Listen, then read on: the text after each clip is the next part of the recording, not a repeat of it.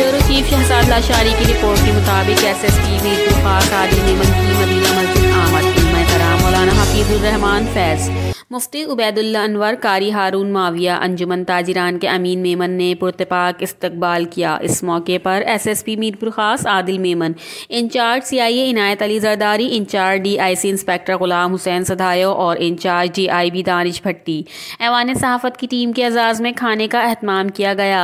मुअज़्ज़िज़ उलमा कराम ने SSP को कुरान मजीद का तोहफ़ा दिया। SSP ने इस मौके पर उलमा कराम की जानिब से इज़्ज़त अफ़ज़ाई करने पर शुक्रिया अदा किया और कहा कि शहर समेत ज़िला में अमन व अमान की बहाली के लिए उलमा कराम समेत तमाम स्टेक होल्डर्स की मदद की ज़रूरत है और उलमा कराम अंजुमन ताजिरान, सहाफ़ियों और मुअज़्ज़िज़ शहरियों समेत शहर के स्टेक होल्डर्स के साथ मिलकर ज़िला को अमन का गहवारा बनाएंगे।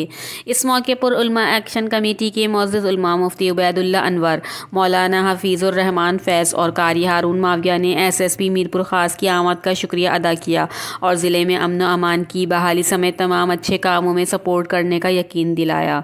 Reporter Shahzad Lashari, CCN news, Mirpur Khas. शहर को महफूज और पुरअमन और इसको रेगुलेटेड अच्छे तरीके से रखें शहर।